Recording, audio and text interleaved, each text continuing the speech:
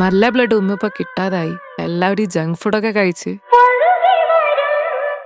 ഇതെന്താ?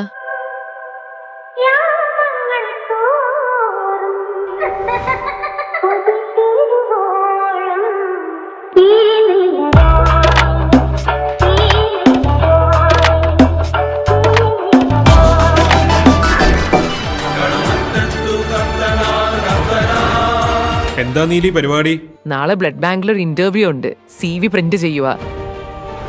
ഇത്ര വലിയ ബാഗൊക്കെ ആയിട്ടാണോ പോകുന്നത്?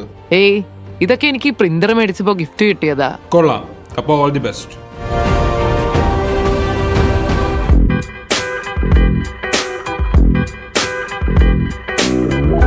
ബ്ലഡ് എടുത്ത് മുൻപരിചയം എന്തെങ്കിലും ഉണ്ടോ?